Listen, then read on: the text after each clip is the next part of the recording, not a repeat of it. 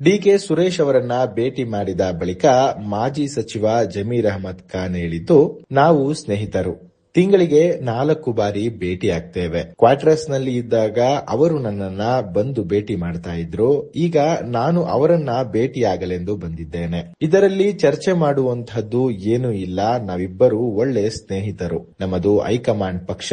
High command ಏನಂತ ತೀರ್ಮಾನ ಮಾಡುತ್ತೋ ಅದಕ್ಕೆ ನಾವು ಬದ್ಧರಾಗಿದ್ದೇವೆ ಎಂದು ಹೇಳಿದ್ರು. ಯಾರಿಗೆ ಮಂತ್ರಿ ಸ್ಥಾನ ನೀಡಬೇಕೆನ್ನೋದು ಹೈಕಮಾಂಡ್ ತೀರ್ಮಾನವಾಗಿರುತ್ತೆ. ಮೊದಲ ಪಟ್ಟಿಯಲ್ಲಿ ಸಚಿವ ಸ್ಥಾನ ಬರುತ್ತೆ ಎಂದು ನಿರೀಕ್ಷಿಸಿದ್ದೆ, ಆದರೆ ಬರಲಿಲ್ಲ.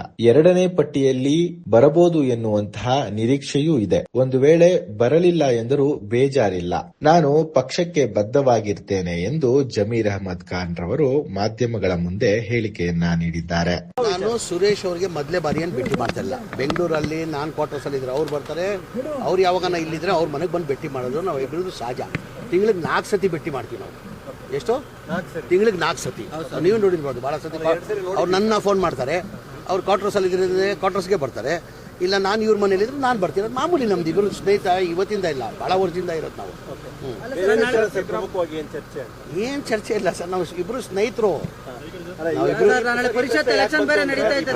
ಸಹಜವಾಗಿ ತಾವು ಮೊದಲ ಬಾರಿಗೆ ಸಚಿವ ಸಂಪುಟದಲ್ಲಿ ಬರ್ತೀರಿ, ಮೊದಲ ಲಿಸ್ಟ್ ಅಂತ ಇತ್ತು, ತಡವಾಗಿದೆ. ಹಾಗಾಗಿ ಸಹಜವಾಗಿ ಕುತೂಹಲ ಇದೆ. ತಮ್ಮ ಎರಡನೇ ಲಿಸ್ಟ್ ಬರುವ ಕುತೂಹಲ ಏನಿಲ್ಲ. ನಾನು ಪದೇ ಅವಾಗ ಹೇಳ್ತಾನೆ ಇರ್ತೀನಿ, ನಮ್ಮ ಪಕ್ಷ ಹೈಕಮಾಂಡ್ ಏನ್ ನಿರ್ಧಾರ ಮಾಡಿದಾಗ ಅದಕ್ಕೆ ಬದ್ಧ ಅಂತ. ಫಸ್ಟ್ ಲಿಸ್ಟ್ ಅಲ್ಲಿ ಮಾಡ್ತಾರಂತ ನಿರೀಕ್ಷೆ ಇಟ್ಕೊಂಡಿದೆ. ಸೆಕೆಂಡ್ ಲಿಸ್ಟ್ ಅಲ್ಲೂ ಮಾಡ್ತೀನಿ ಅಂತ ನಿರೀಕ್ಷೆ ಇಟ್ಕೊಂಡಿದ್ದೀನಿ. ಮಾಡಿಲ್ಲ ಅಂದ್ರೂ ನನಗೇನು ಸಮಸ್ಯೆ ಇಲ್ಲ, ತೊಂದರೆ ಇಲ್ಲ. ಏನಕ್ಕೆ ಪ್ರೊಟೆಸ್ಟ್ ನಾನು ಅಭಿಮಾನಿಗಳು ಮಾಡ್ತಾರೆ, ನಾನು ಮಾಡ್ತಾ ಇದ್ದೀನಿ.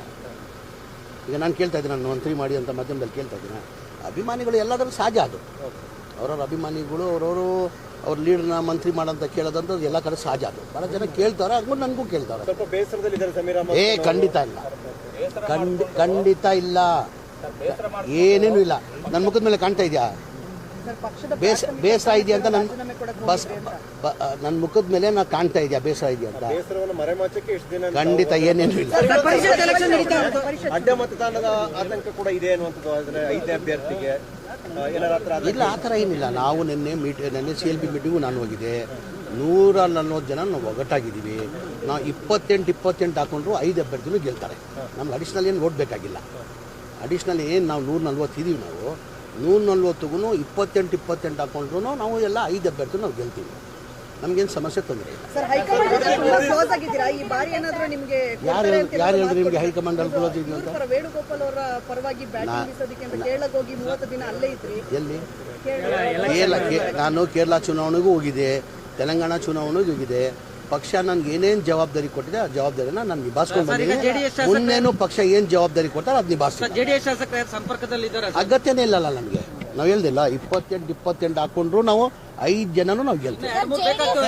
ಬೇಕಾಗಿಲ್ಲ, 28 ಸಿಕ್ಕಿದ್ರೆ ಸಾಕು. ಟೌನ್ಶಿಪ್ ವಿಚಾರದಲ್ಲಿ ಸಾಕಷ್ಟು ಜಟಾಪಟಿ ನಡೆದಿದೆ. ಕುಮಾರಸ್ವಾಮಿ ಅವರು ಸರ್ಕಾರದ ವಿರುದ್ಧ ಈಗ ಟೌನ್ಶಿಪ್ ಮಾಡ್ಬೇಕಂತ ಶುರು ಮಾಡಿದೆ, ಚಾಲನೆ ಕೊಟ್ಟಿದ್ದೆ ಕುಮಾರಸ್ವಾಮಿ ಅವರು. ತಮಗೆಲ್ಲ ಗೊತ್ತಿದೆ. 2006ರಲ್ಲಿ ಅವಾಗಲೂ ನಾನು ಮಂತ್ರಿ ಆಗಿದ್ದೆ. ಇದು ಚಾಲನೆ ಕೊಟ್ಟಿದ್ಯಾರು? ಕುಮಾರಸ್ವಾಮಿ ತಾನೆ. ಈ ಟೌನ್ಶಿಪ್ ಆಗ್ಬೇಕು ಬಿಡದಿಲ್ಲ ಅಂತ ಶುರು ಮಾಡಿದ್ದು ಚಾಲನೆ ಕೊಟ್ಟಿದ್ದೆ ಕುಮಾರಸ್ವಾಮಿ ಅವರು. ಅವ್ರ ಟೈಮಲ್ಲ ತಾನೆ 2000 ಈ ವಿರೋಧ ಅಂದ್ರೆ ಅವ್ರು ಸಹಿಸ್ಕೊಳಕ್ ಆಗ್ತಾಯಿಲ್ಲ. ಒಳ್ಳೆ ಕೆಲಸ ಆಗ್ತಾಯಿದೆ, ಸಹಿಸ್ಕೊಳಕ್ ಆಗ್ತಾಯಿಲ್ಲ. ರೈತರಿಗೆ ಅನುಕೂಲ ಆಗ್ಬಿಡ್ತಾರೆ, ರೈತರೆಲ್ಲ ಶ್ರೀಮಂತರಾಗ್ಬಿಡ್ತಾರೆ. ಅವ್ರಿಗೇನು ರೈತರಾಗೇ ಇರಬೇಕು, ಶ್ರೀಮಂತರಾಗಬಾರ್ದಂತ. ಈಗ ಟೌನ್ಶಿಪ್ ಆದ್ರೆ ಏನಾಗ್ತದೆ? ಲ್ಯಾಂಡ್ ವ್ಯಾಲ್ಯೂ ಜಾಸ್ತಿ ಆಗ್ತಾನೆ, ಲ್ಯಾಂಡ್ ವ್ಯಾಲ್ಯೂ ಬರ್ತದೆ. ಅವ್ರ ಲೆಕ್ಕಾಚಾರ ಏನಂದ್ರೆ ರೈತರಾಗೇ ಇರಬೇಕು,